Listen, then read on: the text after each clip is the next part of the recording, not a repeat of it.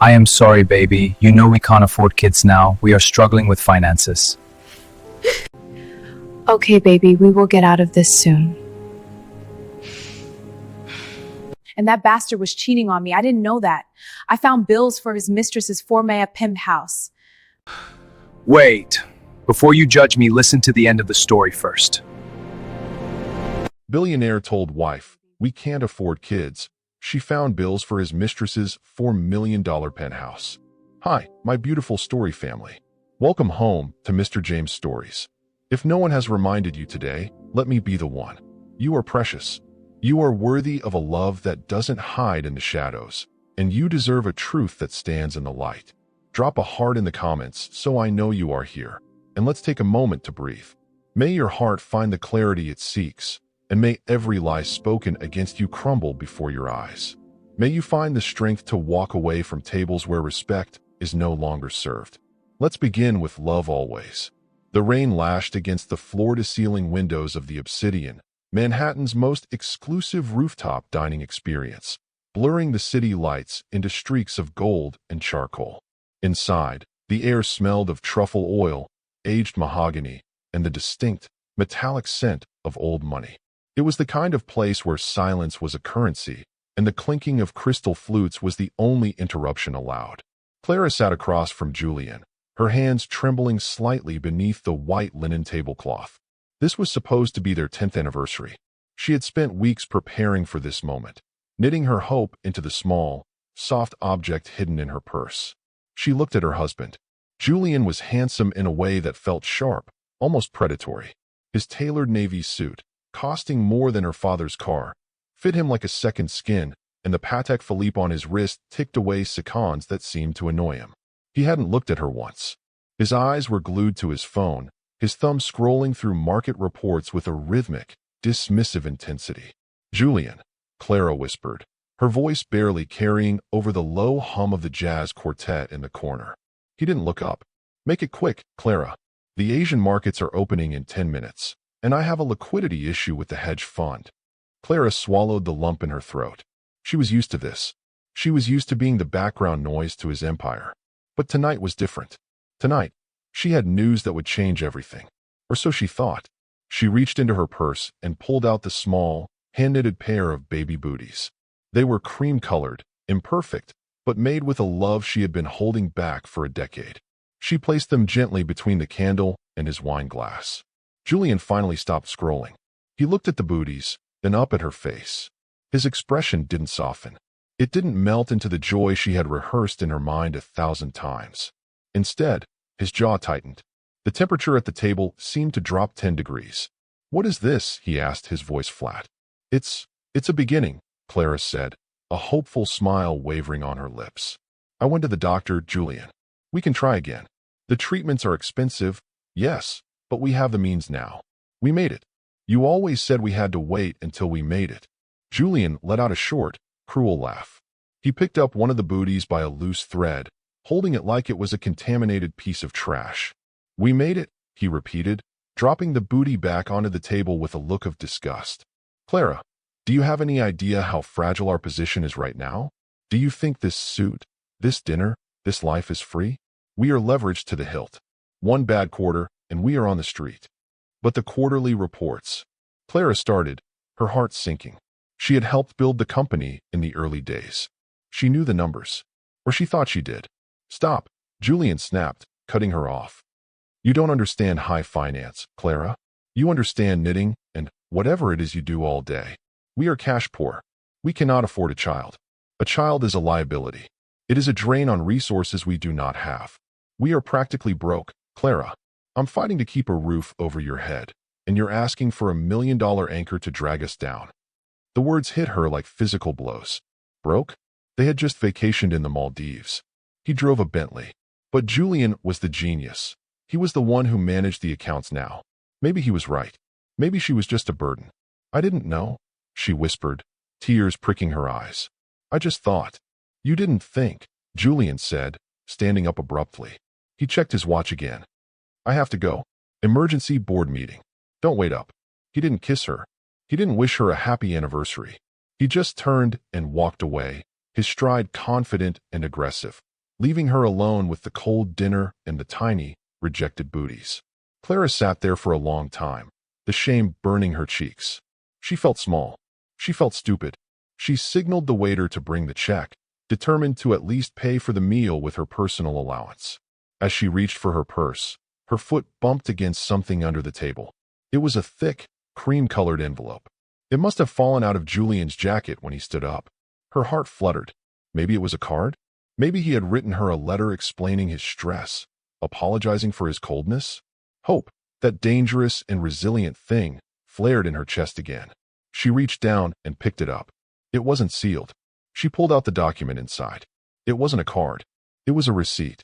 The Aurelia Residences, Penthouse B, tenant, Isabella V, down payment, for $1 million. Paid by J. Thorne Holdings. Clara stared at the numbers. The zeros swam before her eyes. For $1 million. He had just told her they were broke. He had just told her they couldn't afford a child. And yet, here was a receipt for a penthouse apartment in the city's most expensive new development, dated yesterday. And the name, Isabella. The scent of the room suddenly changed for her. The truffle oil made her nauseous. The expensive cologne lingering in the air from Julian's presence felt like a chokehold. He wasn't at a board meeting. He was with her. He was with the woman he was spending their non-existent money on. Clara gripped the paper so hard her knuckles turned white. A cold, hard realization settled in her stomach, replacing the shame. He hadn't just lied to her. He had made a fool of her. He had looked her in the eye, on their 10th anniversary, and told her she was too expensive, while he bought a castle for his mistress. Little did Julian know, he had just made a fatal error. He had forgotten who Clara was before she became his quiet wife. He had forgotten that before the knitting and the silence, she was the one who found the tax loopholes that saved his first company. She wasn't just a wife. She was the one who knew where the skeletons were buried because she had helped dig the graves. Clara wiped the single tear from her cheek. She didn't tear up the receipt. She folded it neatly and placed it in her purse, right next to the rejected booties. She signaled the waiter again. "Bring me the dessert menu," she said, her voice steady and terrifyingly calm. "And a glass of your most expensive champagne. My husband is paying." As she took a sip of the golden liquid, she looked out at the rain-soaked city. Somewhere out there, Julian was laughing, thinking he had won. He thought he had silenced her. But the war had just begun. And Julian had no idea that he was fighting a woman who owned the very ground he was standing on. The drive back to the estate was silent, save for the rhythmic thump-thump of the wipers battling the storm. Clara sat in the back of the town car, the partition raised, her reflection in the dark glass looking like a ghost. She clutched her purse against her chest, the receipt burning through the leather like a brand. Isabella V. The name echoed in her mind, a taunt she couldn't silence. When she arrived at their gated mansion in the Hamptons, a sprawling, cold structure of glass and steel that Julian insisted was architecturally significant, but felt more like a mausoleum. The lights were off. He wasn't home. Of course, he wasn't. The emergency board meeting was likely taking place between satin sheets at the Aurelia. Clara walked into the foyer, her heels clicking on the imported Italian marble. The house smelled of lemon polish and emptiness. She didn't go to bed. Instead, she sat in the wingback chair in the library, facing the front door, and waited. It was 3 a.m. when the heavy oak door finally creaked open. Julian stumbled in, loosening his tie. He looked disheveled, his hair slightly askew, a flush on his cheeks that wasn't from the cold. He froze when he saw her sitting in the dark, illuminated only by the dying embers of the fireplace. "Clara," he squinted, his voice thick. "What are you doing up? I told you not to wait." "I couldn't sleep," she said softly, standing up. She walked toward him, her movements fluid and calm. "How was the board meeting? Did you solve the liquidity issue?" Julian stiffened. For a split second, panic flickered in his eyes, but he masked it with a sigh of exhaustion. It was brutal. Shouting matches, lawyers. I barely made it out with my head. "I'm exhausted, Clara. I need to sleep." He tried to brush past her, but Clara stepped into his space. She reached out, her hand resting gently on his lapel. "You poor thing," she whispered. And then it hit her. It wasn't the scent of old paper or boardroom coffee. It was sweet, cloying, and unmistakable. Jasmine, mixed with a hint of vanilla and rain. It was a perfume she had never worn. A perfume that cost $300 an ounce, the kind worn by women who didn't worry about fragile portfolios. "You smell nice," Clara said, her voice tight. "New cologne." Julian pulled away sharply, brushing her hand off. "It's the air freshener in the Uber, Clara. My driver was off tonight." "God, you're suffocating sometimes. Can I just go to bed?" He didn't wait for an answer. He marched up the stairs, leaving a trail of the lie behind him. Clara waited until she heard the heavy thud of the master bedroom door closing. She waited another 10 minutes, listening to the silence of the house settle around her. Then, she moved. She didn't follow him to the bedroom. She went to the mudroom where he had tossed his trench coat. Her hands, usually so steady when she knitted, were shaking now. She checked the pockets. Nothing in the left. Nothing in the breast pocket. Her fingers brushed against something hard in the inner lining of the right pocket. She pulled it out. It was a sleek, black keycard. No logo, just a golden chip and a room number embossed in silver, Penthouse B. Clara stared at it, her heart hammering against her ribs. He had brought the key to his secret life into her home. He was so arrogant, so sure of her stupidity, that he didn't even bother to hide it well. Little did he know, he had just handed her the weapon she would use to dismantle him. Chapter 3. The Silent Audit. The next morning, the house was quiet. Julian had left early, leaving a note on the counter. "Golf with the investors. Don't wait up for dinner." Clara crumbled the note and tossed it into the recycling bin. Golf. On a Tuesday. In the rain. He wasn't even trying anymore. She didn't cry today. The tears had dried up somewhere between the receipt and the keycard, replaced by a cold, calculating focus. She went to her craft room, a small sunroom at the back of the house that Julian rarely entered. He called it her hobby hole. He didn't know that behind the rows of yarn and knitting patterns, inside the unassuming filing cabinet under the window, was a laptop he didn't know existed. Clara locked the door. She powered on the machine, the screen glowing blue in the dim light. 10 years ago, before Julian became the face of Thorn Holdings, Clara had set up the back-end systems. She had created the encryption keys. She had structured the initial LLCs. Julian thought he had locked her out when he modernized the company 5 years ago. He thought removing her administrative access was enough. But he had forgotten the master override, the skeleton key protocol she had built into the foundation code, just in case they ever got locked out. She typed in the command. Access granted. The screen flooded with data. Bank accounts, wire transfers, offshore holdings. It was a labyrinth of numbers, but to Clara, it was a story. And it was a horror story. "Oh, Julian," she whispered, her eyes scanning the lines of red. The liquidity issue he had screamed about at dinner was a lie. The company was posting record profits. The fragile portfolio was worth billions. But the money wasn't staying in the company accounts. It was bleeding out. Thousands of dollars in consulting fees to a firm called Vane Enterprises. Monthly retainers for a lifestyle management service that didn't exist. And then she saw it. A document uploaded just 3 days ago. It was a loan application for a $10 million credit line, secured against their Hamptons estate, her home. She clicked on the PDF. Her eyes widened. At the bottom of the page, next to Julian's sprawling signature, was another signature. Neat, looped, and familiar. Clara Thorne. She touched the screen, tracing the curve of the C. It was a good forgery. Almost perfect. But she hadn't signed this. She hadn't even seen this document. He wasn't just cheating on her. He was stealing from her. He was leveraging her safety, her home, to fund his fantasy life with Isabella. He was committing fraud. A chill ran down her spine that had nothing to do with the drafty window. This wasn't just a divorce anymore. This was a felony.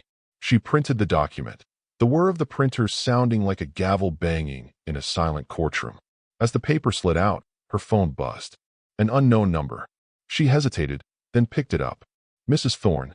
A deep, gravelly voice spoke on the other end. "Yes. This is Marcus Sterling from the bank's fraud department. We detected an unusual withdrawal request from your joint private reserve. A woman claiming to be you is at the branch right now." Clara gripped the phone. "A woman?" "Yes, ma'am. She has your ID. Or what looks like it. Should I call security?" Clara's mind raced. Isabella wasn't just the mistress. She was the replacement. "No," Clara said, her voice turning to steel. "Don't call security, Mr. Sterling. Stall her. I'm coming down." Chapter 4. the shadow in the lobby. Clara didn't go to the bank. She knew by the time she fought traffic into the city, the imposter would be gone. The woman was likely Isabella, testing the waters, seeing how much she could take before the alarm bells rang. Instead, Clara went to the source. She dressed in black, slate trousers, a cashmere turtleneck, and oversized sunglasses. She took the train, not the town car. She couldn't risk the driver reporting her location to Julian. She arrived at the Aurelia just as the sun was beginning to set, casting long, bruised shadows across the pavement. The building was a monolith of glass, piercing the sky like a shard of ice. It screamed exclusion. Clara stood across the street, huddled under the awning of a bakery, watching the revolving doors. She clutched the keycard in her pocket, her thumb rubbing over the raised numbers. Penthouse B. An hour passed, then 2. Her feet ached, and the cold dampness of the city seeped into her bones. Doubt began to creep in. Maybe she was wrong. Maybe the keycard was for a business suite. Maybe. Then, a black Maybach pulled up to the curb. Clara's breath hitched. She knew that car. It was the company flagship, the one Julian only used for VIP clients. The driver hopped out and opened the rear door. First, a leg appeared. Long, tanned, ending in a red-soled stiletto that cost more than Clara's entire wardrobe. Then, the woman emerged. Isabella. She was younger than Clara, perhaps in her mid-20s. Her hair was a cascading river of dark silk, and she wore a white trench coat that was cinched tight at the waist. She was beautiful, undeniable, and vibrant. And then, Julian stepped out behind her. He didn't look tired. He didn't look like the stressed executive who couldn't afford a child. He looked energized. He was laughing at something she said, his hand resting possessively on the small of her back, a gesture of intimacy he hadn't shown Clara in years. He leaned in and whispered something in Isabella's ear, and she threw her head back, laughing. It was a sound that carried across the street, sharp and carefree. Clara watched as the doorman rushed to hold the door for them. Julian handed him a tip without looking, a crisp $100 bill. "We can't afford kids," Clara whispered to herself, the lie tasting like bile in her mouth. She watched them disappear into the golden glow of the lobby. She saw the concierge beam at them, recognizing them as regulars. They looked like the perfect couple, the king and his new queen. Clara stepped out from the awning. The rain had started again, a light drizzle that misted her sunglasses. She didn't follow them in. Not yet. She had seen enough to know that the marriage wasn't just dead, it was a crime scene. She reached into her bag and pulled out her phone. She dialed a number she hadn't called in 10 years. "Hello." A confused voice answered. "Clara? Is that you?" "Hello, Dad," Clara said, her voice breaking for the first time that day, before hardening into something unrecognizable. "I need the number for Uncle Vance. The one who handles aggressive property disputes." "Vance." Her father sounded alarmed. "Clara, Vance is a shark. We don't use him for family matters. What's going on?" Clara looked up at the penthouse windows, where a light had just flickered on, high above the city. "It's not a family matter anymore, Dad," she said. "It's an eviction. Vance Sterling wasn't a lawyer you called for a prenup. He was the lawyer you called when you wanted to scorch the earth. His office wasn't in a glass tower like Julian's. It was a brownstone in Brooklyn, smelling of old leather, cigar smoke, and secrets." Clara sat across from him, her hands folded on her lap. She had placed the receipt, the keycard, and the forged loan application on his desk. Vance, a man with silver hair and eyes that had seen everything, picked up the loan document with 2 fingers. "Sloppy," he grunted, tossing it back down. Julian always was a bit too eager. He thinks because he wears the suits, he owns the game. But forgery? That's desperate, Clara. That's a man who's running out of road. "He told me we were broke," Clara said, her voice steady but cold. "He said we couldn't afford a child." Vance leaned back, steepling his fingers. "He's not broke, Clara. He's diverting. I did a preliminary sweep while you were on your way over. Your husband has been moving assets into shell companies in the Caymans for 6 months. J. Thorn Holdings is a sieve. But here's the interesting part." He slid a black folder across the desk. "Open it." Clara flipped it open. It was a deed. A deed to a holding company called Omnivance Properties. "I don't understand," she said, frowning. "What is this?" "Look at the date," Vance said, a small, terrifying smile playing on his lips. 10 years ago, when you two first started, remember?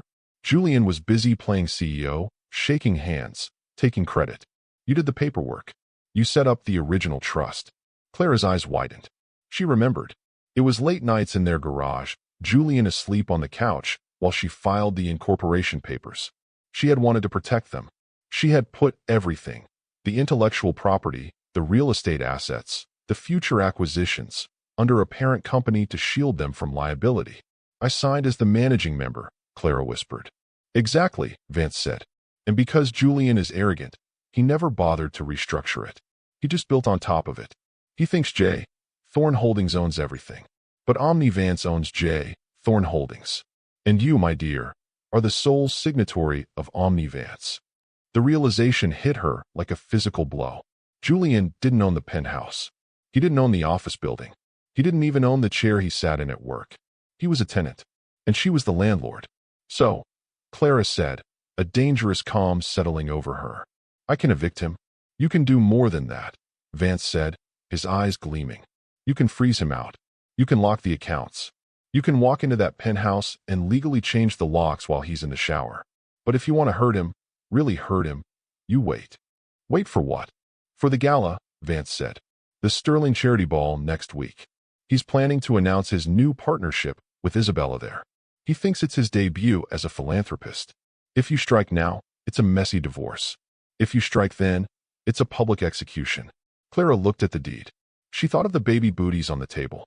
She thought of the poverty he claimed they lived in. Let's wait, she said. I want him to feel safe.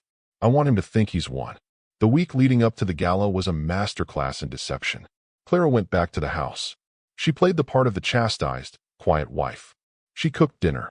She asked about his day. She even apologized for bringing up the baby thing at their anniversary.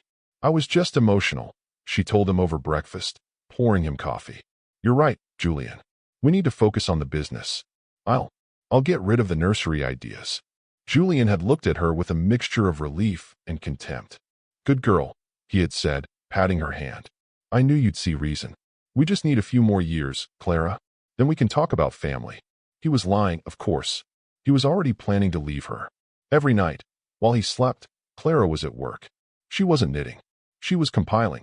With Vance's help, she was building a forensic map of his theft. Every dinner receipt, every diamond bracelet bought for Isabella, every business trip to St. Tropez. She found something else, too. A series of emails between Julian and a doctor. Subject, IVF consultation, Isabella the 5th. Date, 2 weeks ago. Body, Dr. Evans, proceeding with the implant next month. Invoice to the usual offshore account. Discretion is paramount. Clara read the email 3 times. Her hand shook so hard she dropped her mouse. He wasn't against kids. He was against kids with her. He was already starting a family with Isabella. He was using her money earned from the company she built, to fund a baby with his mistress. The grief tried to rise up, hot and suffocating, but she pushed it down. There would be time to cry later.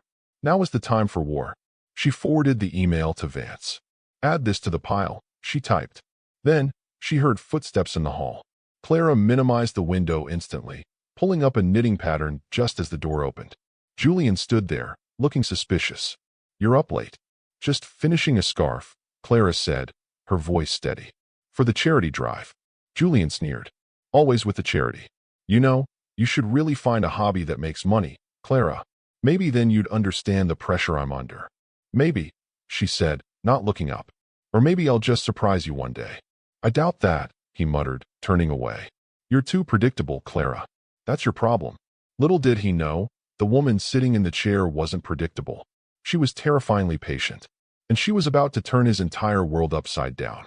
Chapter 7. The Invitation. The invitation to the Sterling Charity Ball arrived on Thursday. It was heavy, cream cardstock with gold leaf lettering. Mr. and Mrs. Julian Thorne request the pleasure of your company. Clara stared at it on the kitchen counter. Mrs. Julian Thorne. Even on the invite, she was just an appendage, an extension of him. Julian walked in, grabbing an apple. He saw her looking at it. Oh, right, he said casually. About the gala. I was thinking, maybe you should sit this one out. Clara turned slowly. Sit it out? But it's our foundation, Julian. I've gone every year. I know, he said, taking a bite. It's just, we're rebranding. trying to project a more dynamic image. And frankly, Clara, you always look so uncomfortable at these things. You just stand in the corner. It's bad for optics. Bad for optics, she repeated. Exactly. Besides, he added, a cruel glint in his eye, Isabella is going to be there. She's handling the PR for the event. I don't want you feeling inadequate. She's very high energy. It might be overwhelming for you. He was disinviting her to her own party. He was clearing the board so he could parade his mistress around without his dowdy wife in the way. I understand, Clara said softly. You want to project strength. Exactly, Julian said, relieved she wasn't fighting. So take a spa day. Go visit your mother. I'll handle the donors. He walked out, whistling. Clara picked up the invitation. She ran her finger over her name. Mrs. Julian Thorne. She wouldn't be attending as Mrs. Julian Thorne. She walked to the phone and dialed Vance. He just uninvited me, she said. Perfect, Vance replied. That means he won't be expecting you. Did you get the dress? Yes, Clara said. It arrived this morning. Good. And the security team? Ready, Vance confirmed. We have 6 off-duty officers briefed and waiting. They answer to you, Clara. Only you. And the projector? She asked. Rigged and ready. The moment you step on that stage, the feed cuts from the generic charity reel to your presentation.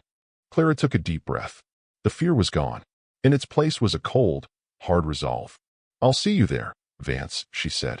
Tell the team to be ready at 8 p.m. sharp. That's when the anonymous landlord makes her entrance. The house was silent again, but this time, the silence didn't feel like a cage. It felt like the deep breath before a plunge. Julian had left an hour ago, smelling of expensive gin and anticipation. He hadn't even said goodbye. He simply yelled from the foyer that he would be staying at the city apartment tonight, to be closer to the office early tomorrow. Clara knew he wasn't going to the office. He was going to the Penthouse to pick up Isabella. She stood in front of the mirror in the master bedroom, the invitation to the Sterling charity ball resting on the vanity. For 10 years, she had worn pastels. She had worn sensible heels. She had blended into the beige wallpaper of Julian's life, a silent accessory to his loud ambition. Not tonight. She walked to the back of the walk-in closet, past the rows of gray and cream cardigans Julian preferred her in. She reached for the garment bag she had hidden behind her winter coats. The zipper hissed as she pulled it down. Inside was a weapon made of silk. It was crimson, a deep, blood-red gown that hugged every curve she had spent years hiding. It was backless, daring, and cost more than Julian's car, paid for, of course, with the dividends from Omnivance, the holding company he didn't know she controlled. Clara slipped into it. The silk was cool against her skin, heavy and luxurious. She didn't need help zipping it up. She had learned to be self-sufficient a long time ago. She sat at the vanity and opened a jewelry box she hadn't touched since her grandmother passed. She bypassed the modest pearls Julian had given her for their 5th anniversary. Instead, she pulled out the Vance heirloom, a choker of raw, uncut diamonds set in black platinum. It was heavy, jagged, and aggressive. It was the jewelry of a matriarch, not a wife. She applied her lipstick, a shade darker than blood. Her phone buzzed on the marble counter. It was a text from Vance. The assets are frozen. The transfer is complete. You own the building, Clara. The moment you step on that stage, he is trespassing. Clara smiled. It wasn't a warm smile. It was the smile of a woman who had just realized that the cage door was never locked. He thinks I'm at home knitting, she whispered to her reflection. He thinks I'm crying. She picked up her clutch. Inside, there was no tissue for tears. There was only a USB drive containing 10 years of tax fraud, Mistress payouts, and the forged loan documents. She walked downstairs, the heels of her red-bottomed shoes clicking like gunshots on the hardwood. The town car was waiting, not Julian's driver, but a private security detail Vance had hired. As she slid into the back seat, the driver nodded. Destination, Mrs. Thorne? The plaza, Clara said, her voice cutting through the dark. And drive fast. I have a husband to evict. The ballroom at the plaza was a sea of black tuxedos and glittering sequins. It was the height of the social season, a room filled with the kind of wealth that whispered rather than shouted. Crystal chandeliers dripped light onto the guests, and the air was thick with the scent of orchids and ambition. Julian Thorne stood in the center of the room, holding court. He looked every inch the billionaire titan. He laughed loudly at his senator's joke, his hand resting casually on the waist of the woman beside him. Isabella. She looked stunning in silver, a deliberate contrast to the room's traditional black tie. She was beaming, playing the part of the doting business partner perfectly. She leaned in to whisper something to Julian, and he threw his head back in laughter, looking like a man who owned the world. Yes, Julian said, his voice carrying over the string quartet.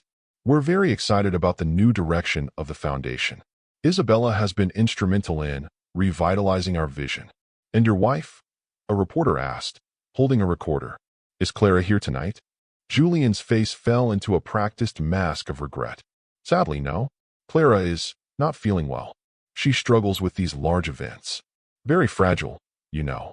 Isabella nodded sympathetically. We're all just hoping she finds some peace. It was a masterstroke of gaslighting. In 2 sentences, he had painted Clara as unstable and weak, paving the way for his eventual divorce announcement. Little did he know, the reporter would later write, that peace was the last thing on Clara Thorne's mind. At that exact moment, the heavy double doors at the top of the grand staircase swung open. Usually, the arrival of a guest late in the evening goes unnoticed. But the silence started at the back of the room and rippled forward like a wave. The chatter stopped. The glass clinking ceased. Even the string quartet faltered, the cellist missing a beat. Julian, sensing the shift in the room, turned around. At the top of the stairs stood Clara. She was a vision in crimson. The dress flowed around her like liquid fire, the diamonds at her throat catching the chandelier light with a blinding brilliance. She didn't look fragile. She looked like a queen returning from a war she had already won. She didn't wait for an usher. She began to descend the stairs, her eyes locked on Julian. Every step was deliberate. Every click of her heel was a countdown. The flashbulbs erupted. The photographers, bored with the standard corporate shots, went into a frenzy. Who is that? Is that the wife? Is that Clara? Julian's glass slipped from his fingers. It shattered on the floor, splashing champagne onto Isabella's silver dress. Julian, Isabella hissed, jumping back. What are you doing? But Julian couldn't hear her. He was staring at his fragile wife, his face draining of color. He looked at the dress. He looked at the diamonds. And for the first time in 10 years, he looked afraid. Clara reached the bottom of the stairs. The crowd parted for her instantly, creating a wide path straight to her husband. She didn't stop until she was inches from him. Clara. Julian choked out, his voice cracking. What are you doing here? You said you were sick. Clara smiled, and it was the most terrifying thing he had ever seen. I recovered, darling, she said, her voice smooth and amplified by the sudden silence of the room. I realized I couldn't miss tonight. After all, we have so much to celebrate. She turned to Isabella, looking her up and down with a clinical detachment. Hello, Isabella. Nice dress. It looks expensive. Who paid for it? Isabella opened her mouth, but no sound came out. Never mind, Clara said, turning back to the stunned crowd. I think it's time for the speeches, don't you, Julian?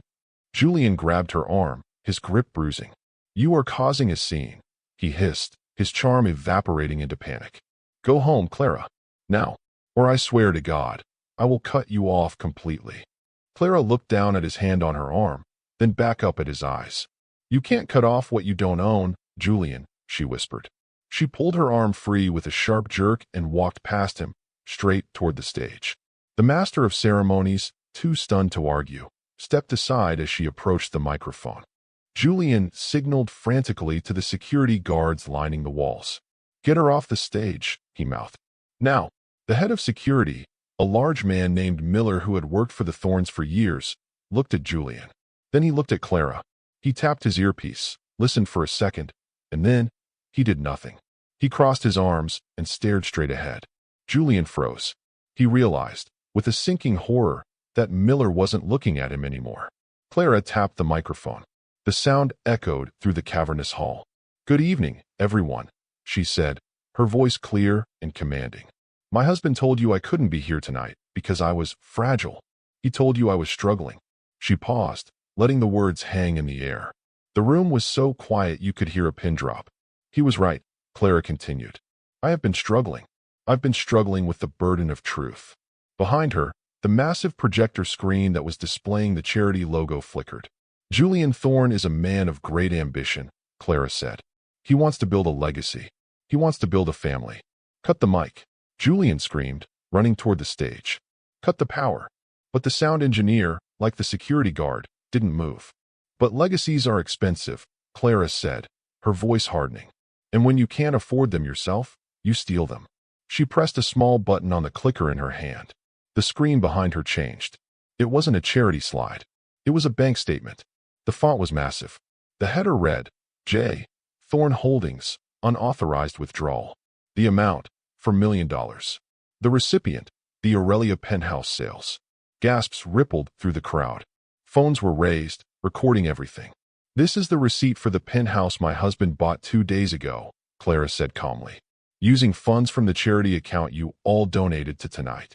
It was a lie. Technically, he stole from the business, not the charity directly, but in the court of public opinion, the distinction didn't matter. The room erupted. Julian froze halfway to the stage. He looked like a deer in headlights. He looked back at Isabella, but she was already backing away, disappearing into the crowd, distancing herself from the blast radius. But that's not all, Clara said. You see, Julian forgot one small detail when he went shopping with my money. She clicked the button again. The screen changed to a legal deed. Property owner, Omnivance Properties. Managing member, Clara Thorne. He bought the penthouse from me, Clara said, a cold smile touching her lips. I own the building, Julian. And as of 5 minutes ago, your lease has been terminated.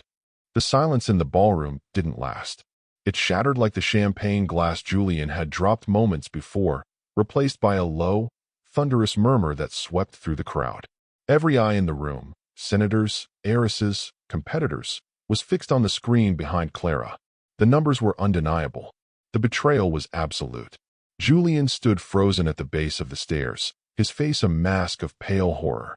He looked at the stage, then at the crowd, desperate for an ally. He turned to the senator he had been laughing with just minutes ago, reaching out a hand. It's a mistake, Julian stammered, his voice thin and desperate. My wife, she's having a breakdown. It's a glitch. The senator didn't speak. He simply took a step back, pulling his arm away as if Julian were contagious. Then he turned his back, signaling to his wife to move away. It was a social death sentence, executed in real time. On stage, Clara didn't scream. She didn't cry. She simply placed the clicker on the podium with a soft thud. Enjoy the rest of the evening, she said, her voice cool and final. I believe the bar is still open, unlike my husband's credit lines. She walked off the stage, not down the center aisle, but through the side exit where Vance was waiting. As she disappeared into the shadows, the spell broke. The press descended on Julian like vultures. Mr. Thorne, is it true you embezzled charity funds? Who is Isabella V? Are you facing criminal charges? Julian shielded his eyes from the blinding flashes, looking around wildly for Isabella. He needed her to spin this. He needed her to tell them it was a misunderstanding. But the spot where she had been standing was empty. A discarded silver clutch lay on the floor, kicked aside in her haste to flee. She had run. She had seen the ship sinking and jumped before the water even touched her ankles. Julian pushed through the reporters, his tuxedo jacket torn in the scuffle. Get out of my way, he shouted, his composure gone. Miller, get the car. But Miller, the head of security, was nowhere to be found. Julian stumbled out of the ballroom and into the cool night air of Fifth Avenue. The rain had turned into a downpour.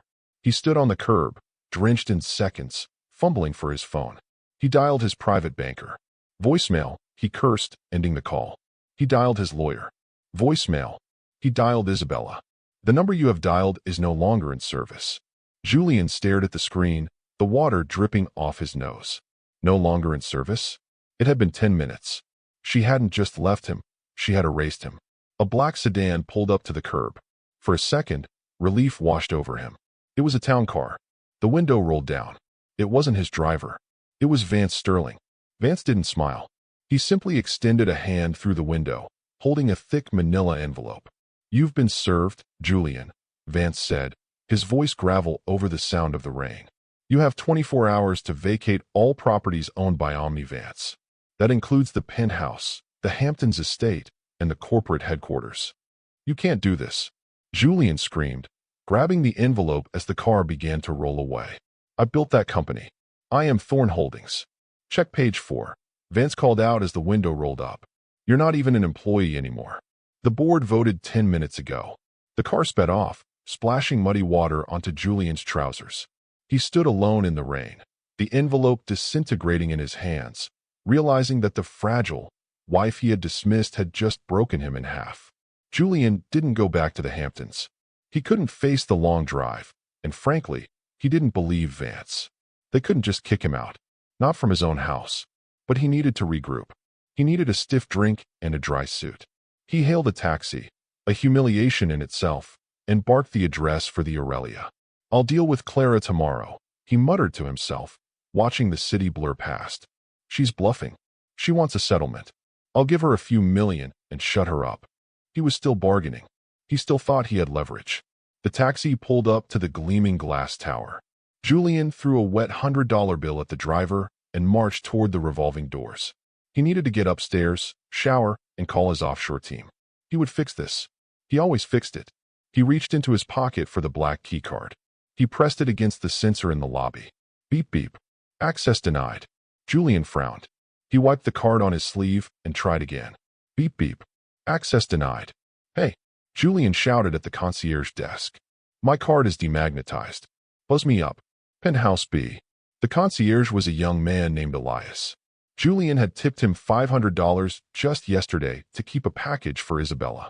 Elias looked up from his computer. He didn't smile. He didn't rush around the counter to help. I'm afraid I can't do that, Mr. Thorne, Elias said, his voice polite but icy. What do you mean you can't? Julian snapped, water dripping from his hair onto the marble floor. I live here. I bought the damn unit 2 days ago. Correction, sir, Elias said, reading from a screen. The unit was purchased by Omnivance Properties. We received a memo from the owner regarding unauthorized occupants. Unauthorized? Julian's face turned purple. I am the husband of the owner. The memo was quite specific, sir. It lists Julian Thorne as a trespasser. We were instructed to call the police if you attempted to gain entry. Julian slammed his hand on the desk. Call the police then. I want to file a report. My wife is stealing my home. I wouldn't do that if I were you, a voice said from behind him. Julian spun around. 2 large men in dark suits were standing by the elevators. They weren't police. They were private security. Vance's security. Mr. Thorne, the taller one said. We have been authorized to escort you off the premises. Your personal effects have been boxed and are waiting at the service entrance. Service entrance. Julian choked. Yes, sir. Along with the trash. Julian looked at the concierge, then at the guards. The lobby was beginning to fill with residents returning from dinner. They were whispering, pointing at the soaked, disheveled billionaire shouting at the staff. He was becoming a spectacle. Fine. Julian spat, straightening his ruined jacket. I'll go to a hotel. I don't need this place. It's too small anyway. He turned and stormed out, trying to salvage a shred of dignity. He walked a block away, under the awning of a closed jewelry store, and pulled out his phone to book a suite at the St. Regis. He opened his banking app. Face ID recognized. Account balance, $0, frozen. Credit line, revoked. He tried his business card. Declined. He tried his secret offshore account. Access restricted. Contact administrator. Julian stared at the phone. The wind howled down the avenue, cutting through his wet clothes. He had no cash. He had no cards. He had no home. And somewhere in the city, Clara was warm.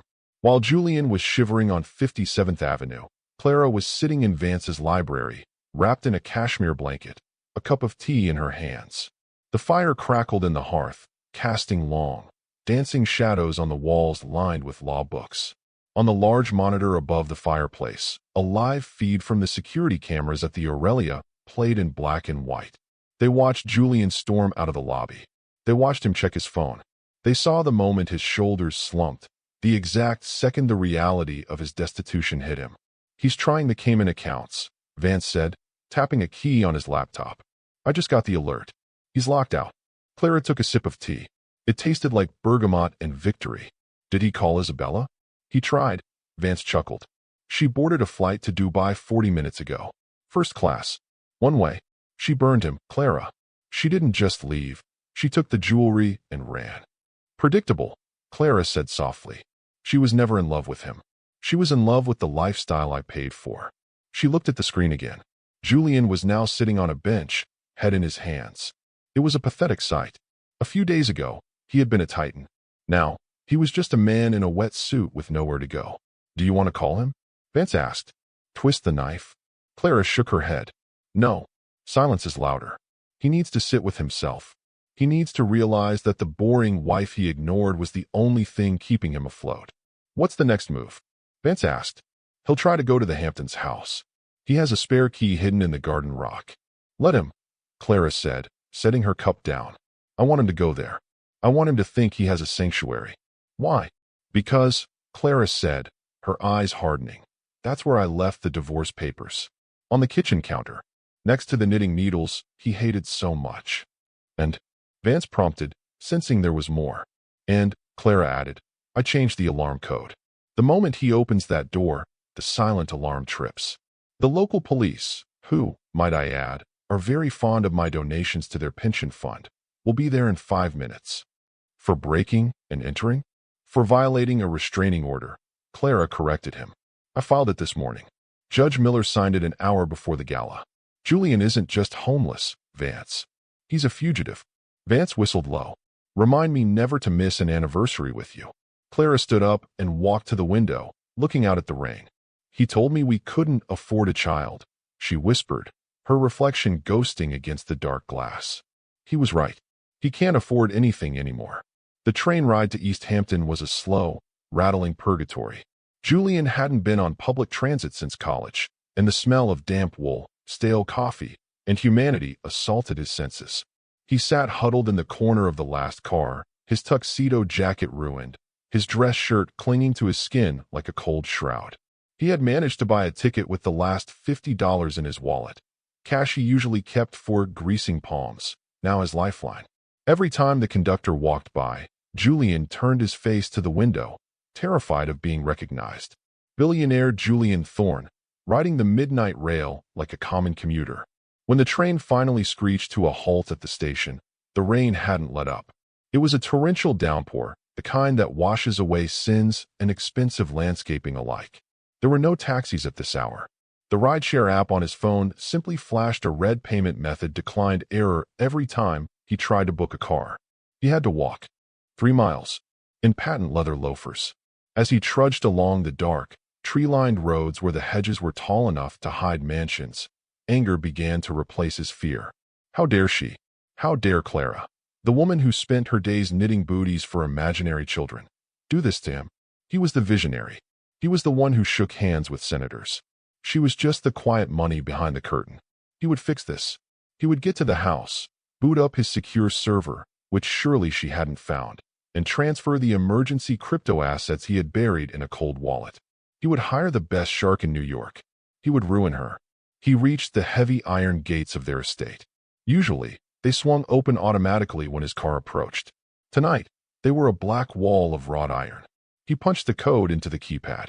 1-9-8-4. Error. He punched it again, harder. 1-9-8-4. Error. System lockout. Damn it. Julian screamed, kicking the gate.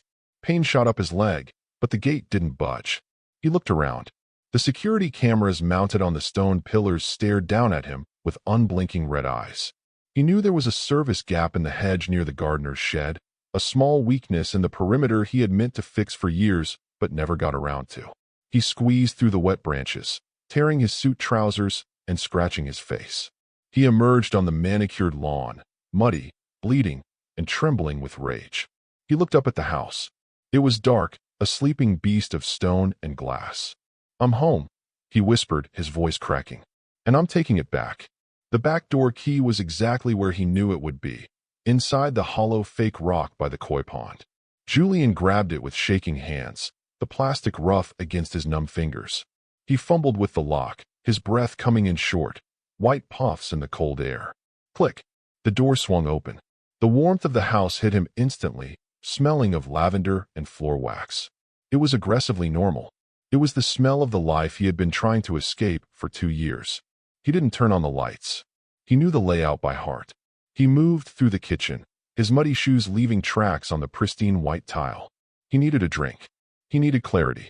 He He went to the living room bar and poured himself a glass of the 25-year-old scotch he saved for wins. He downed it in one gulp, the burn grounding him. Then he saw it. On the coffee table, illuminated by the moonlight filtering through the storm clouds, was a neat stack of papers. And on top of them, a pair of knitting needles crossed like swords. Julian walked over. He picked up the top document. Superior Court of New York. Plaintiff, Clara Thorne. Defendant, Julian Thorne. Nature of action, dissolution of marriage and emergency restraining order. He scanned the page. The words blurred before his eyes. Irreconcilable differences. Financial infidelity. Embezzlement. She knew, he whispered. She knew everything. He flipped to the next page. It was a printout of a text message log. His text message log. Every message to Isabella. Every cruel joke about Clara's boring dinners. Every promise to leave her once the trust fund vests. His stomach turned. This wasn't just a divorce. It was an autopsy of his character. Suddenly, a blue light washed over the living room walls. Julian froze. He hadn't heard a siren. He hadn't heard a car. He went to the window and peered through the blinds. 3 police cruisers were sitting silently in the driveway, their lights flashing rhythmically, painting the wet driveway in strobes of red and blue. They hadn't used their sirens. They had been waiting. The silent alarm. No. Julian breathed, backing away. No, no, no. He turned to run toward the back door, but a loud, authoritative pounding on the front entrance stopped him in his tracks. Police. Open up. He looked at the knitting needles on the table. They looked sharp. They looked deliberate. She hadn't just left them there as a hobby. She left them as a signature. He was the fly, and he had just walked straight into the spider's parlor. The front door burst open before Julian could even formulate a lie. Officers swarmed the foyer, their flashlights cutting through the gloom like lightsabers. Hands. Let me see your hands, a voice bellowed. Julian raised his hands, the glass of scotch slipping from his fingers and shattering on the hardwood. Wait. You don't understand. I live here. I'm Julian Thorne. A sergeant stepped forward. He was a thick-set man with a face carved from granite. He shone his flashlight directly into Julian's eyes, blinding him. Julian Thorne? The sergeant asked, his voice devoid of recognition or respect. Yes. This is my house. My wife? She's having a mental episode. She changed the codes. You need to call her. The sergeant lowered the light, revealing a look of pure disdain. We tried calling Mrs. Thorne, sir. She informed us that there is an active restraining order against you, filed this afternoon. You are within 500 feet of her property. That's a violation of a court order. Restraining order? Julian sputtered. That's ridiculous. I haven't been served. The order was served to your attorney of record, Mr. Vance Sterling, at 9 p.m. tonight. The sergeant said, pulling a pair of handcuffs from his belt. The metal clicked ominously. Turn around. You can't arrest me. Julian shrieked as the officer spun him around and slammed him against the wall. The cold plaster pressed against his cheek. I own this town. I bought the mayor's boat. The mayor isn't here. The sergeant grunted, tightening the cuffs until they bit into Julian's wrists.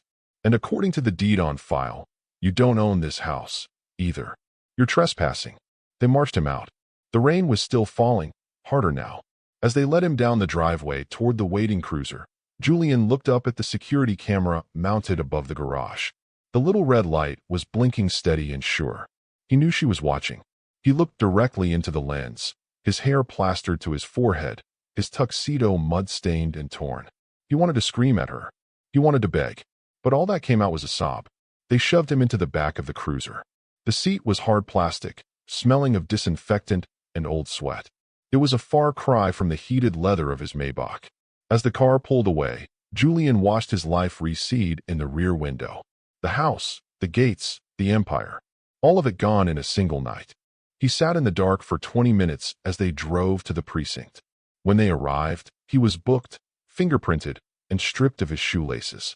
One call, the booking officer said, pointing to a wall phone that looked like it hadn't been cleaned since the 90s.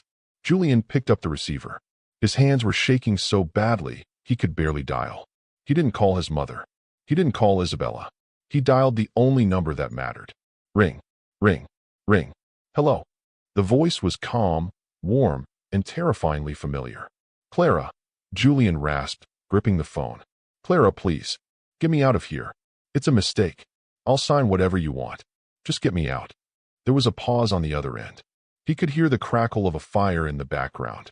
I'm sorry, Clara said, her voice sounding like she was speaking to a stranger. I think you have the wrong number. This is the residence of Miss Clara Vance. There is no Mr. Thorne here anymore. Click. The line went dead. Julian stared at the receiver, the dial tone humming in his ear like a flat line. He slowly hung up the phone and sank to the floor of the holding cell.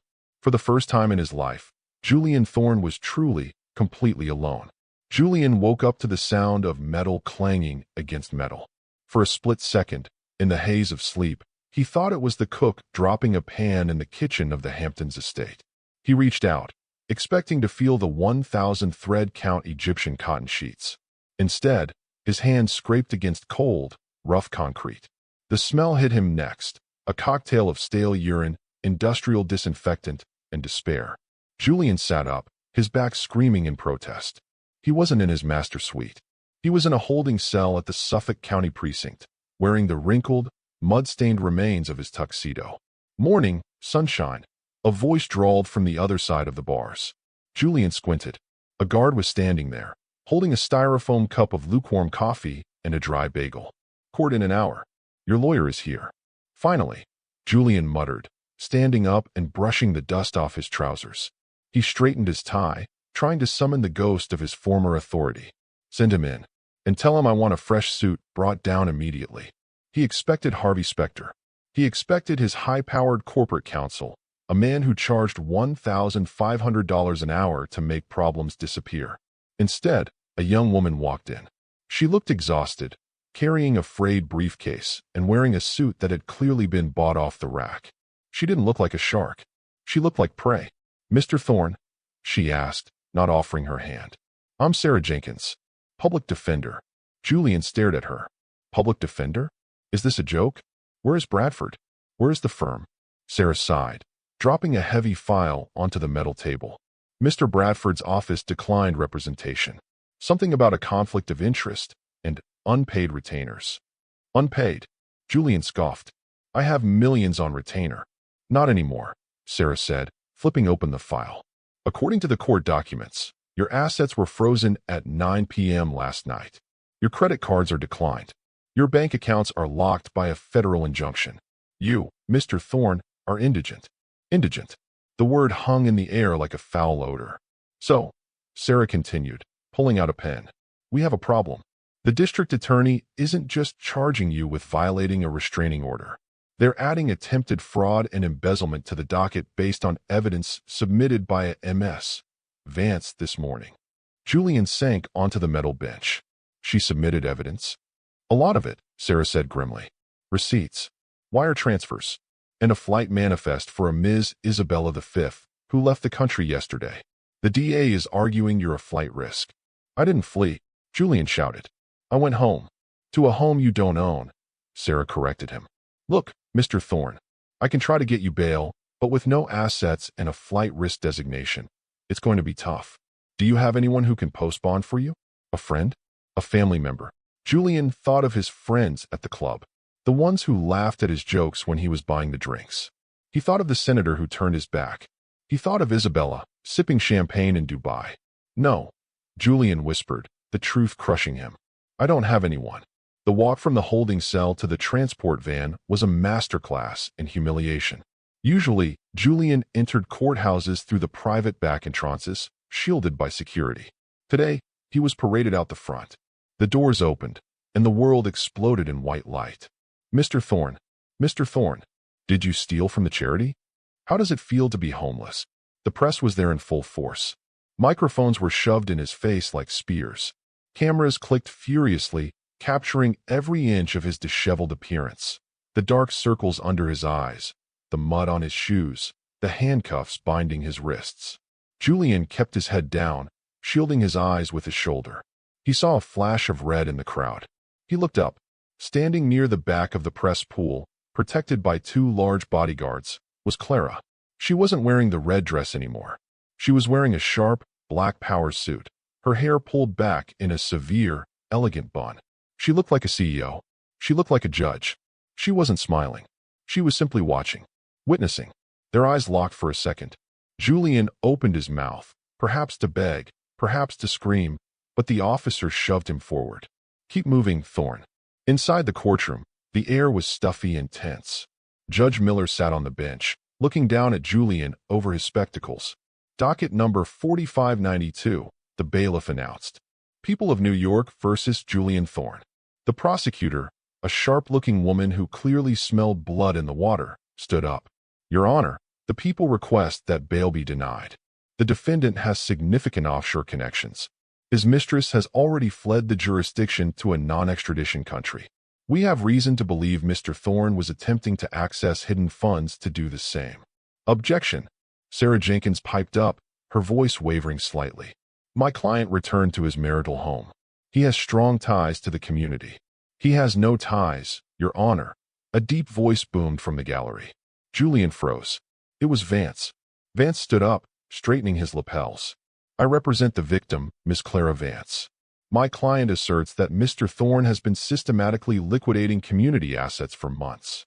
The marital home he returned to is solely owned by my client, and he broke in to destroy evidence, not to sleep. The judge nodded slowly. He looked at Julian, seeing not a billionaire, but a desperate man caught in a lie. Given the severity of the financial charges and the flight of the co-conspirator, the judge ruled, banging his gavel. Bail is set at $10 million. Cash. Sarah slumped in her chair. $10 million. It might as well have been $10 billion. Mr. Thorne, the judge said, you are remanded to custody until trial. The bailiff grabbed Julian's arm. Let's go. As he was dragged away, Julian looked back at the gallery. Vance was whispering something to Clara. She nodded, her face impassive. She didn't look at Julian. She looked through him. He realized then that the prison wasn't the cell he was going to. The prison was the irrelevance she had just sentenced him to. While Julian was being processed at Rikers Island, exchanging his tuxedo for an orange jumpsuit, Clara was walking into the lobby of J. Thorne Holdings. The atmosphere in the building was frantic. Phones were ringing off the hook. Employees were huddled in corners, whispering about the news footage of their boss in handcuffs. When Clara walked in, flanked by Vance and a team of forensic accountants, the lobby went silent. Mrs. Thorne, the receptionist squeaked. Ms. Vance, Clara corrected her gently, not breaking stride. Please convene the board in the main conference room. 10 minutes. She took the elevator to the top floor, the executive suite. It smelled of Julian. His cologne, his ego, his presence was stamped on every leather chair and mahogany desk. But it didn't intimidate her anymore. It felt like a museum exhibit of a fallen dictator. She walked into the boardroom. The board members were already there, looking pale and nervous. These were men who had ignored her for years, who had shook Julian's hand while he mocked her. Gentlemen, Clara said, taking the seat at the head of the table. Julian's seat. Clara, one of the older members, a man named Sterling, no relation to Vance, started. This is highly irregular. We are in a crisis. We need to appoint an interim CEO immediately. I agree, Clara said, placing a single document on the table. And that has already been done. Sterling picked up the document. His eyes widened. Omnivance. But that's the holding company, which owns 51% of the voting shares, Clara said. I am the managing member of Omnivance. I am the majority shareholder. And as of this morning, I am the interim CEO. The room erupted in protests. You can't just take over. You have no experience. The stock will tank. The stock is already tanking, Clara said, her voice cutting through the noise like a blade. Because your previous CEO is in jail for fraud. The only way to save this company is to show the world that the rot has been cut out. She stood up. You have two choices. You can resign with your severance packages intact, or you can stay and explain to the SEC why you approved Julian's consulting fees to his mistress. I have the audits right here. She tapped the stack of files Vance had placed next to her. Silence descended on the room. One by one, the board members looked at the files, then at each other. They knew when they were beaten. Fine, Sterling muttered. We'll draft a press release. Excellent, Clara said.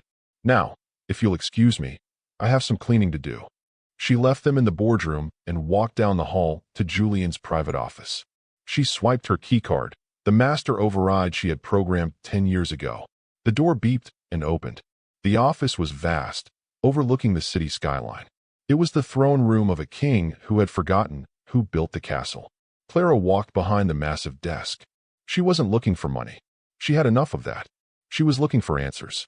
She opened the top drawer. Empty, save for some breath mints and a gold pen. She opened the side drawers. Files, contracts, nothing important. Then she remembered. The panic box. Julian had a safe installed behind the wet bar. He told her it was for corporate trade secrets. Clara moved the painting of the ship, the Titanic, ironically, and revealed the keypad. She didn't know the code, but she knew Julian. He was a narcissist. She typed in 0-1-1-0. His birthday. Error. She thought for a moment. What did he value most? Money? Isabella? She tried the date of the IPO. 0-5-1-2. Click. The safe swung open. Inside, there was no money. There were no diamonds. There was only a single, thick black binder. Clara pulled it out. The label on the spine was handwritten in Julian's scrawl, Project Penelope. Clara frowned. Penelope? That was her middle name, a name she never used. She opened the binder. The first page was a medical evaluation. Subject, Clara Penelope Vance. Diagnosis, proposed early onset dementia/paranoia. Physician, Dr. A. Aris, paid consultant. Clara's blood ran cold. She flipped the pages. There were surveillance photos of her. Photos of her knitting alone. Photos of her talking to herself, practicing speeches. And then, a legal draft. Petition for conservatorship. He wasn't just planning to divorce her. He was planning to have her declared incompetent. He was going to lock her away in a facility, medicate her into silence, and take control of the trust as her guardian. The baby argument wasn't about money. It was a trigger. He wanted her to get emotional. He wanted her to look unstable so he could document it. Clara slammed the binder shut, her breath coming in shallow gasps. He was a monster, and he had made one fatal mistake. He had underestimated the sanity of a woman who had been watching him the whole time. She picked up the phone on the desk. "Vance," she said, her voice shaking with a rage she had never felt before. "Get the district attorney on the line. I have something else for the file." Dr. Aris's office was on the Upper East Side, a place of hushed tones, beige carpets, and exorbitant consultation fees. It smelled of antiseptic and expensive lies. Clara sat in the waiting room, her hands resting calmly on the black binder labeled Project Penelope. She didn't have an appointment. She didn't need one. When the receptionist tried to stop her, Clara simply held up a photo from the binder, a grainy image of Dr. Aris accepting a thick envelope from Julian in a park. The receptionist's face went pale, and she buzzed Clara through immediately.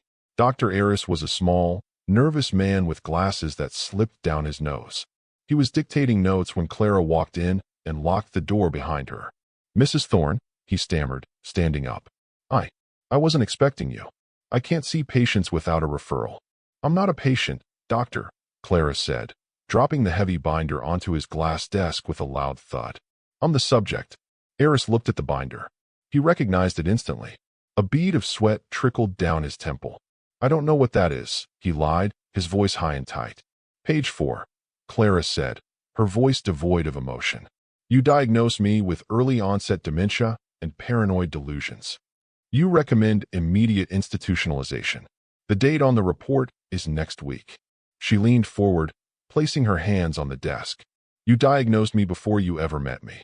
That's malpractice, doctor. That's conspiracy to commit fraud. And since the man paying you is currently in a cell at Rikers Island, I suggest you start talking before I call the medical board." Aris crumbled. It wasn't a slow erosion. It was an instant collapse. He sank into his chair, burying his face in his hands. "He made me do it," Aris whispered. "He said you were dangerous. He said you were ruining the company. He offered me $200,000 to sign the papers." "And the medication?" Clara asked, pointing to a prescription pad on his desk. "What were you going to put me on?" "Sedatives," Aris admitted, his voice muffled. "High-dose antipsychotics. Enough to make you compliant. Enough to make you slur your words in court so the judge would grant the conservatorship." Clara felt a cold chill radiate through her body. It wasn't just about the money. Julian had planned to chemically lobotomize her. He wanted to erase her mind so he could play the grieving husband while spending her fortune. "I want the recordings," Clara said. Aris looked up, eyes wide. "What?" "Julian records everything," Clara said. And I know you do too, for insurance. Give me the tapes of your sessions with him. Now. Eris fumbled with his drawer, his hands shaking. He pulled out a small digital voice recorder and slid it across the desk like it was a live grenade. Take it, he pleaded. Just don't ruin me. Clara picked up the device. She didn't promise him anything. She simply turned and walked out, leaving the doctor alone with his ruined career. She had the gun. Now she just needed to pull the trigger. Rikers Island was a stark contrast to the sterile quiet of the doctor's office. It was a cacophony of shouting, slamming gates, and the pervasive, metallic smell of confinement. Clara sat on the visitor's side of the plexiglass, her black coat buttoned to her chin. Julian was let in. He looked terrible. His hair was greasy, his face unshaven, and the orange jumpsuit hung loosely on his frame. He looked like a man who had aged 10 years in 24 hours. When he saw her, a spark of hope, or perhaps arrogance, flared in his eyes. He sat down, picking up the receiver. You came, he said, his voice raspy. I knew you would. Look, Clara, the judge is insane. 10 million bail? It's a misunderstanding. You need to call Vance. Tell him to drop the suit. We can work this out. Clara picked up her receiver. She didn't smile. She didn't frown. She looked at him with the clinical detachment of a scientist examining a bug. There is no we, Julian, she said. Don't be like that. Julian pleaded, leaning closer to the glass. I know you're hurt. I know the penthouse looks bad, but it was an investment. I did it for us. For the future family. The family you said we couldn't afford? Clara asked. I was stressed. Julian insisted. I was trying to protect you from the market volatility. Clara, listen to me. You can't run the company. The board will eat you alive. You need me. I'm the visionary. You're just the wife. Clara reached into her bag. She didn't pull out a checkbook. She pulled out the black binder. She pressed it against the glass so he could see the label, Project Penelope. Julian's face went slack. The color drained from his skin, leaving him gray and ashen. He stopped breathing. Dr. Eris sends his regards, Clara said softly. He gave me the tapes, Julian. I have you on record asking for a dosage that would keep me docile but awake. I have you laughing about how easy it would be to take power of attorney once I was drooling in a facility. Julian dropped the receiver. It swung by its cord, hitting the metal wall with a dull tang. He stared at her, his mouth opening and closing, but no sound came out. Clara waited.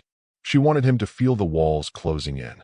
She wanted him to understand that this wasn't just a divorce anymore. It was a reckoning. That's 20 years, Julian, she said, her voice muffled through the glass but clear enough to shatter him. Conspiracy to commit unlawful confinement. Medical fraud. Attempted grievous bodily harm. You aren't getting out on bail. You aren't getting out, ever. Julian grabbed the phone again, his eyes wild. It was Isabella. She made me do it. She said you were the problem. She said if we got rid of you, the investors would back us. She's the one you want. Isabella is gone, Clara said. And you are here. She's not gone. Julian screamed, spit flying against the glass. She's not just a mistress, Clara. She's a plant. She works for Vane. She was sent to destroy us from the inside. Clara paused. Vane. The name on the consulting invoices. What did you say? She asked. She recorded me too. Julian cried, desperate to trade information for mercy. She has cameras in the penthouse. In the nursery. If you find them, if you find the server, you'll see. I was the victim too. Clara stood up. She had heard enough. You weren't a victim, Julian, she said, buttoning her coat. You were a willing accomplice. And now, you're just a loose end. She hung up the phone and walked away, leaving him screaming silently behind the glass, banging his fists against the barrier between his past and her future. Clara didn't go back to the office.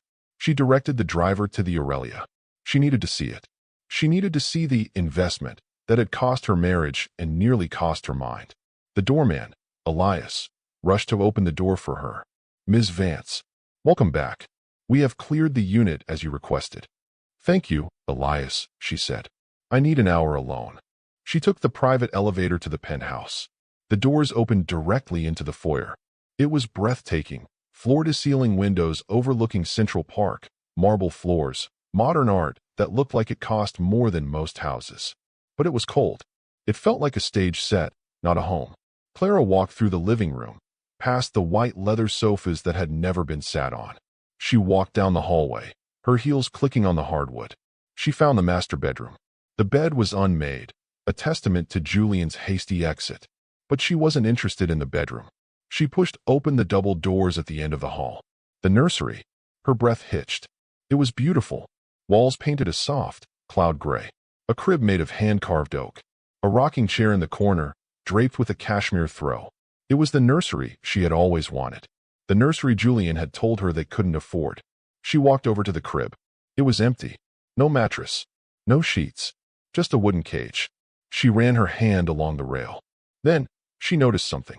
High up in the corner, hidden inside the smoke detector, was a tiny, black lens. Julian hadn't been lying. Clara grabbed a heavy bronze statue from the shelf and dragged a chair over. She climbed up and smashed the smoke detector. Plastic rained down. Dangling from the wires was a micro SD card. She hopped down and went to the next corner. Another camera in the motion sensor. She went to the living room. Camera in the television console.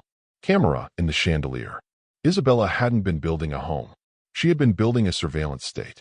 Every conversation, every financial transaction, every moment of Julian's infidelity and fraud had been recorded. Clara plugged the SD card into her phone. Video files. Hundreds of them. She clicked on one dated 2 weeks ago. Isabella is on the phone, pacing the nursery. She isn't using her baby voice. Her voice is low, hard, and professional. He's compliant, Isabella says to the person on the other end. He signed the transfer orders. The assets are being routed to the offshore shell. Yes, he thinks it's for tax evasion. He doesn't know he's signing over the IP rights. She pauses, looking at the crib. The wife? No, she's clueless. She's knitting booties. She's not a threat. Once he commits her, we'll strip the trust and liquidate the holding company. Then we vanish. Clara stared at the screen. Isabella wasn't just a gold digger. She was a corporate assassin. And she wasn't working alone. We vanish, Clara repeated. She looked at the timestamp. The call was made to a number with a Swiss country code. Clara dialed Vance. Don't go home, she said, her voice shaking with adrenaline. Come to the penthouse. And bring the forensic team. Julian was right. This wasn't just an affair. It was a heist. What did you find? Vance asked. I found the exit strategy, Clara said, looking at the empty crib. And I know where she's going. The penthouse was no longer a home. It was a crime scene. Vance arrived within 20 minutes, bringing 2 men who looked less like lawyers and more like hackers. They set up their equipment on the dining table, pushing aside a crystal vase that cost more than a mid-sized sedan. The Swiss number, Vance said, typing furiously on a laptop that was hardwired into the penthouse's fiber optic line. It's a burner. But the signal pinged off a private server in Zurich, a server owned by Mercer Global. Clara stood by the window, watching the rain lash against the glass. Mercer Global. They were Thorn Holdings' biggest rival in the biotech sector. So it wasn't just theft, Clara said, her voice cold. It was corporate espionage. It's worse than that, one of the tech specialists said. He turned his screen so they could see. We just decrypted the files on the SD card from the smoke detector. Look at this. He clicked play. The video showed Julian sitting on the sofa, a glass of scotch in his hand. Isabella was sitting on the armrest, running her fingers through his hair. The encryption keys, darling, Isabella purred. For the joint account. I just want to make sure the baby's trust is secure. Julian, eyes glazed with drink and adoration, laughed. You worry too much. Here. It's the same as the master admin code. 0-5-1-2. Isabella smiled. It was the smile of a wolf watching a lamb strip itself bare. You're so smart, Julian. So generous. The video cut out. He gave her the master admin code.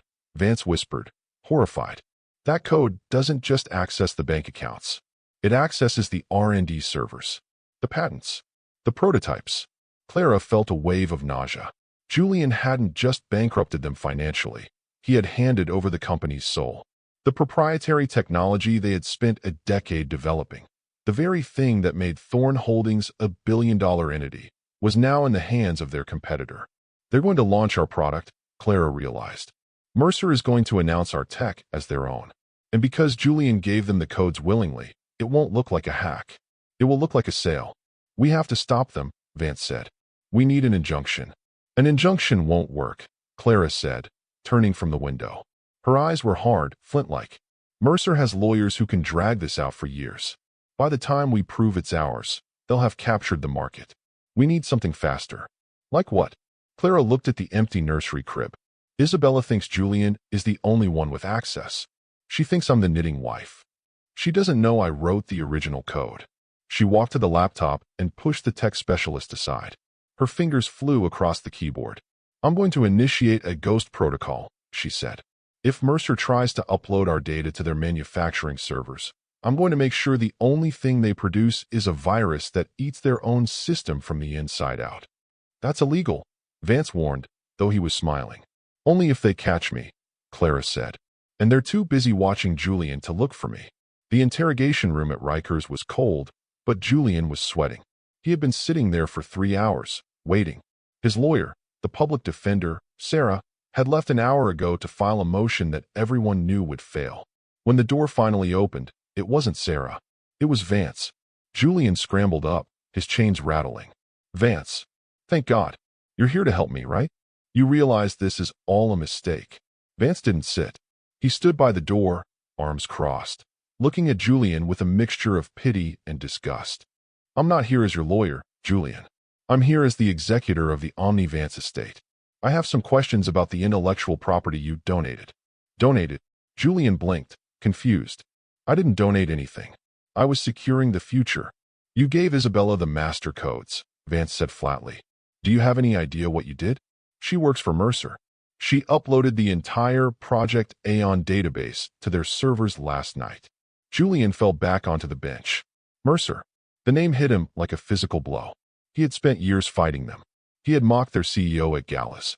And now, he had hand-delivered his life's work to them? No, Julian whispered. She loved me. We were going to have a family. She was on birth control, Julian, Vance said, tossing a medical file onto the table. We found the prescription in the penthouse bathroom. There was never going to be a baby. Just like there was never going to be a us. Julian stared at the file. The dates went back 6 months. The exact time they started sleeping together. She played me. Julian choked out.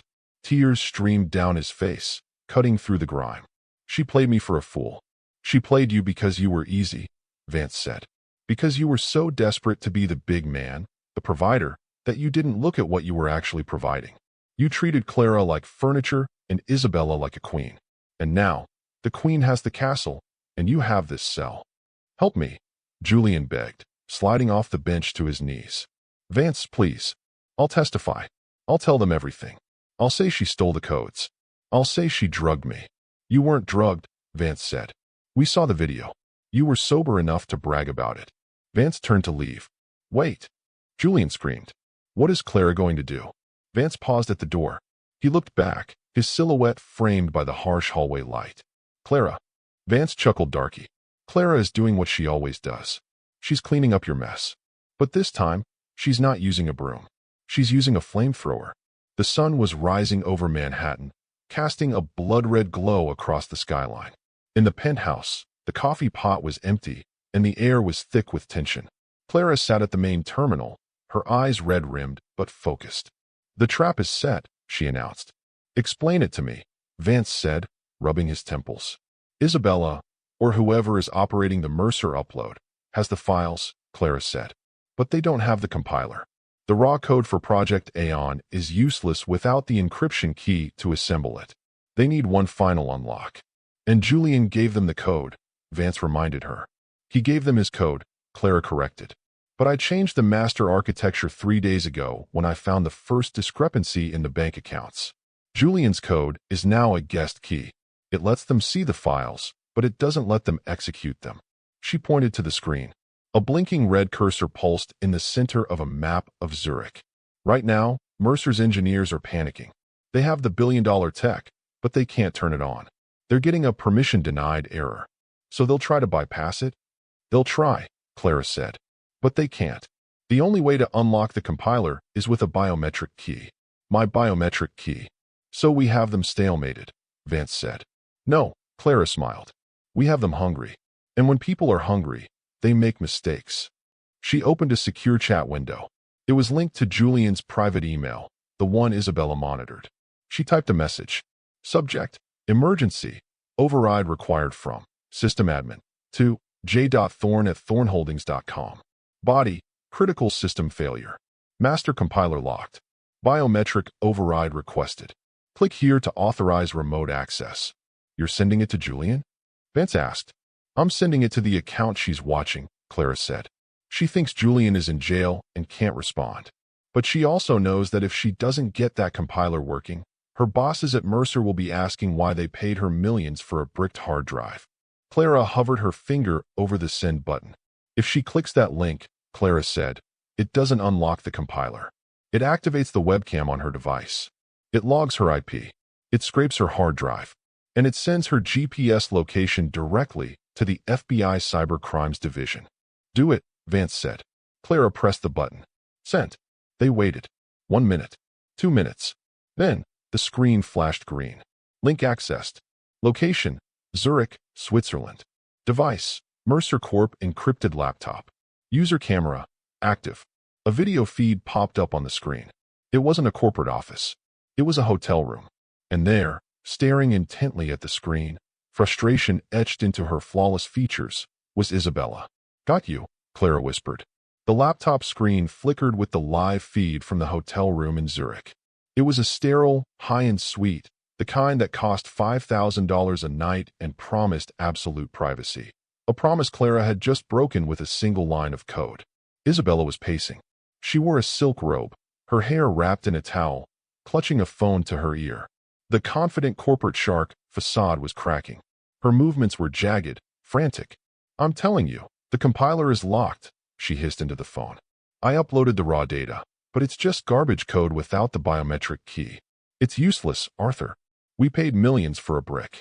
Clara, watching from the penthouse in New York, turned to Vance. Arthur, she noted. Arthur Harrow, CEO of Mercer Global. Got him, Vance said, typing the name into the federal warrant application. Conspiracy to commit industrial espionage. That's 20 years minimum. On the screen, Isabella stopped pacing. She looked directly at the laptop camera, her eyes narrowing. The little green light next to the lens, which Clara had remotely disabled, stayed dark, but instinct was a powerful thing. Wait, Isabella whispered, lowering the phone. The cursor, it stopped blinking. She leaned in close to the screen, her flawless face filling the frame. Julian, she asked, her voice trembling. Did you authorize the override? Clara typed a command. Text-to-speech, enabled. Voice profile, synthetic_default. Hello, Isabella. The computer speaker announced in the hotel room. It wasn't Julian's voice. It was a cold, mechanical monotone. Isabella jumped back, dropping her phone. Who is this? This is the landlord, the computer voice replied. You are currently trespassing on a secure server. Your IP address has been logged. Your location has been triangulated. And the authorities are currently 6 minutes away. Isabella scrambled for the laptop, trying to slam it shut. Don't bother. The voice continued. The hard drive is already wiping itself. But not before it sent a copy of your chat logs to the SEC.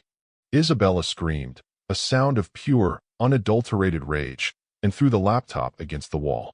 The feed cut to static. Clara sat back in her chair, the adrenaline slowly fading into a cold, hard satisfaction. She destroyed the evidence, Vance worried. No, Clara said, pulling a USB drive from her own computer. She destroyed the terminal. The evidence is right here. And the Swiss police don't need a laptop to arrest a woman for flight from justice. You enjoyed that, Vance observed quietly. I didn't enjoy it, Clara said, standing up and walking to the window where the rain was finally stopping. I just needed to make sure she knew who beat her. It wasn't the market. It wasn't bad luck. It was the wife she laughed at. The news broke at 6 a.m. It wasn't a whisper. It was an earthquake.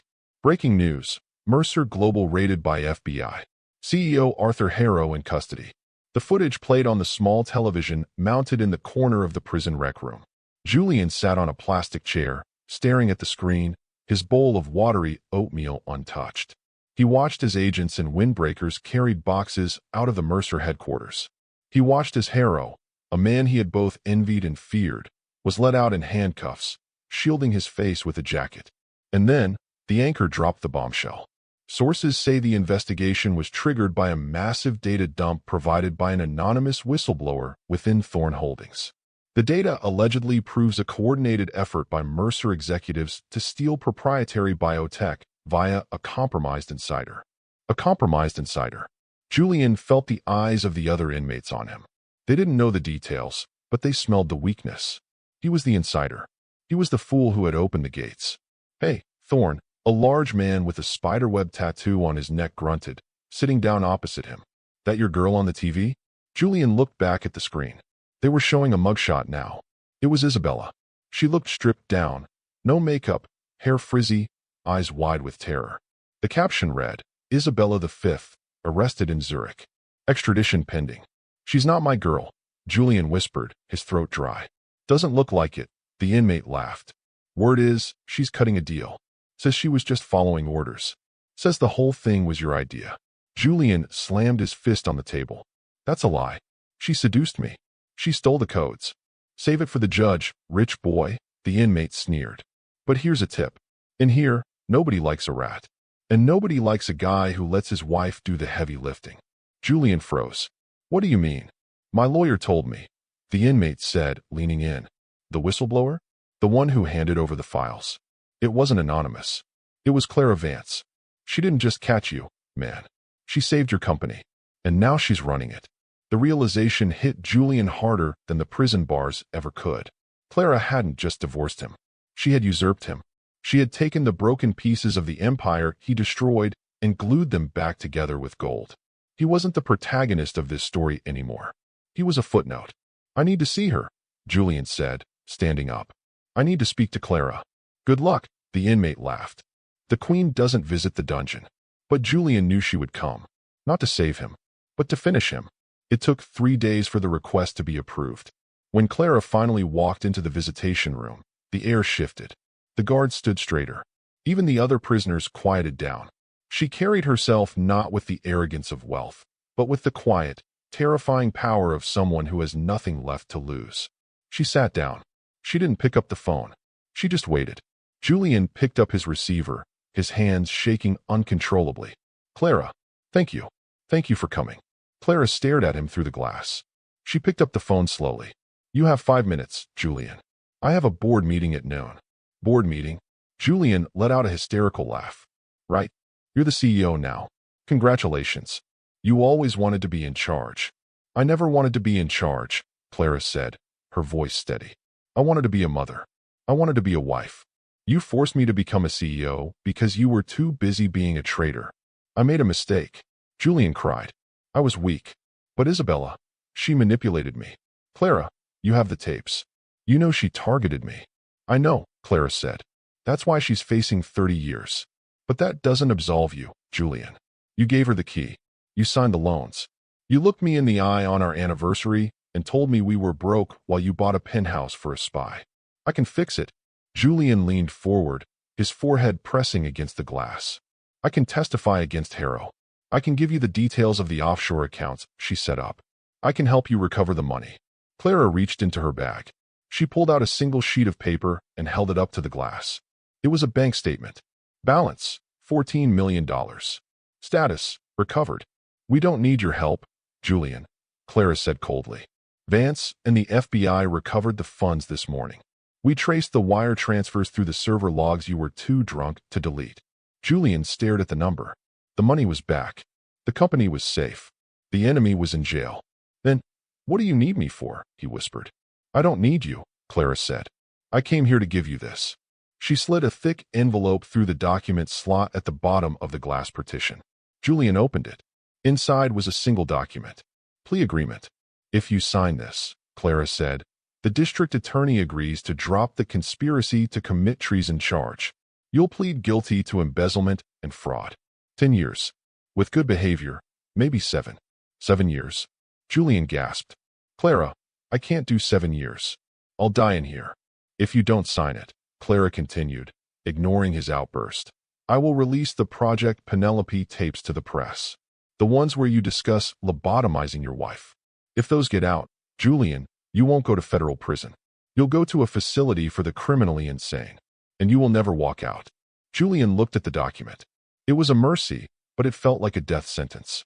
Why? He asked, tears streaming down his face. Why are you giving me a way out? Clara stood up, smoothing her skirt.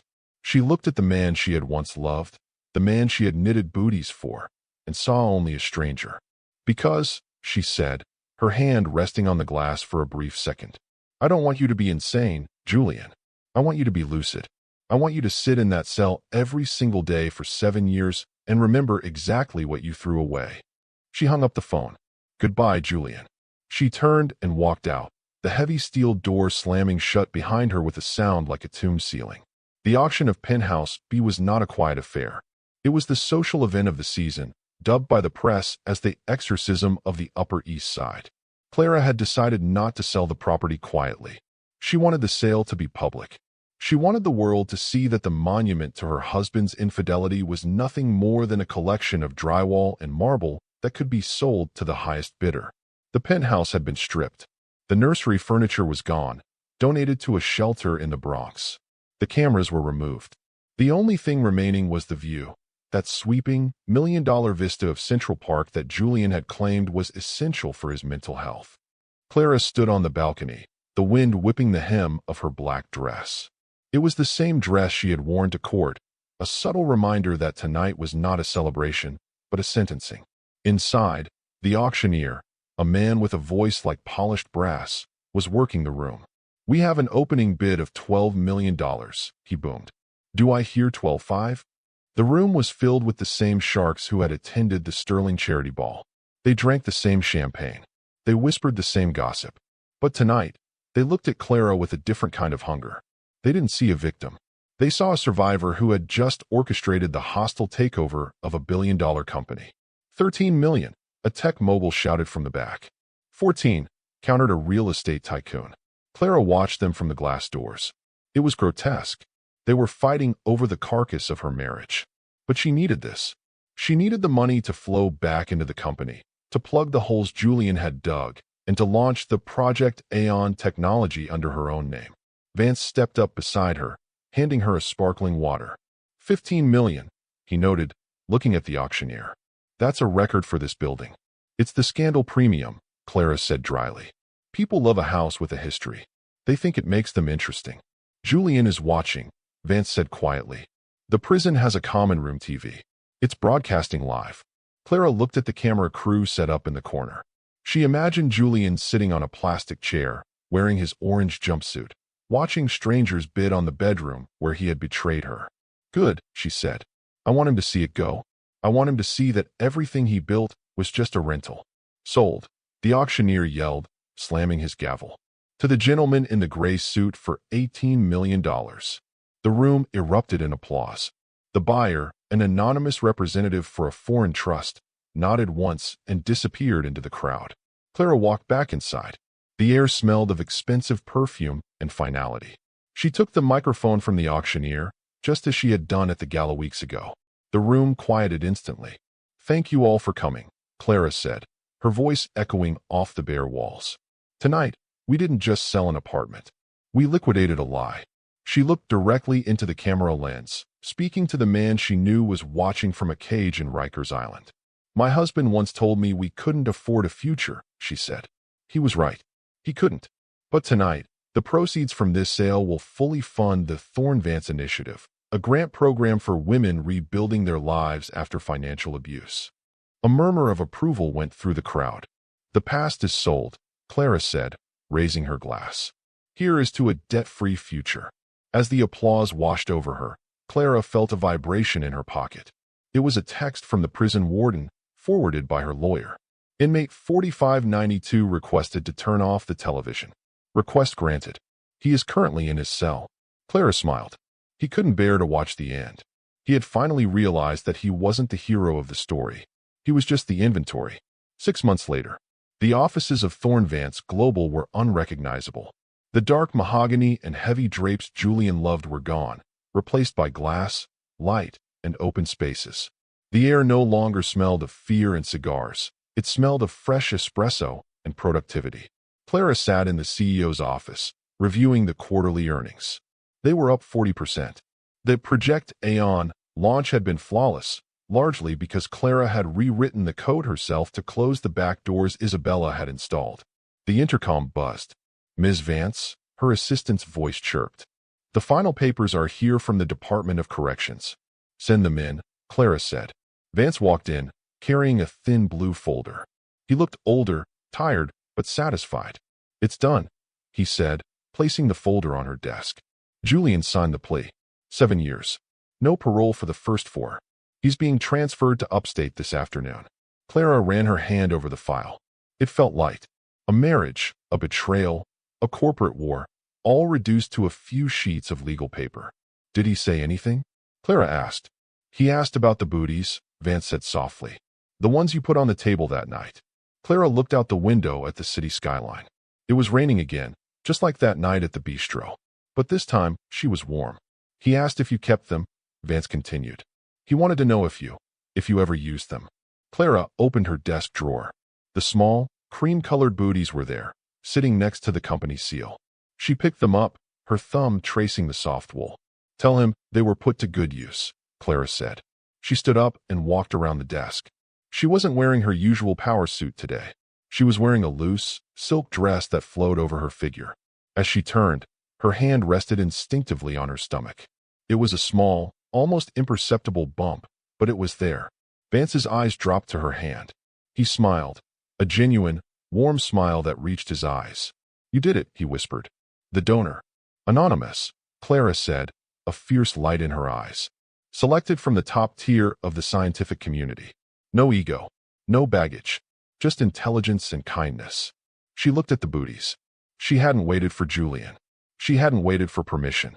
The week after the auction, she had gone back to the clinic. She had used her own money, her own name, and her own strength. We couldn't afford kids, she whispered to the empty room, echoing Julian's cruel words. You were right, Julian. We couldn't. But I can. She dropped the booties into the outgoing mail bin. Send these to him, Clara said to Vance. To prison? Vance asked, surprised. Yes, Clara said. Put a note in the box. Just one line. What should it say? Clara looked at the rain washing the city clean. Tell him. For the life you couldn't afford. Don't worry, she'll never know your name. Vance nodded, closing the folder. A brutal checkmate, Clara. No, Clara said, turning back to her computer, ready to run her empire. It's not a checkmate, Vance. It's a new game. And this time, I make the rules. She typed a command, and the screen lit up with the stock ticker. TVG, plus 4.5%. The queen had not just taken the king. She had cleared the board. My beautiful family, take a deep breath with me. The rain has stopped, and the queen is on her throne. But ask yourself this. What, Julian, is holding you back today? What lie have you been told about your own worth, your own budget, your own dreams? Don't let anyone tell you what you can afford. Your value is infinite. If this story gave you the strength to check your own receipts, make sure you subscribe and turn on notifications. The world is full of wolves in designer suits, and I don't want you to face them alone. Stay close to the family. Stay close to the truth. I'll leave the light on for you.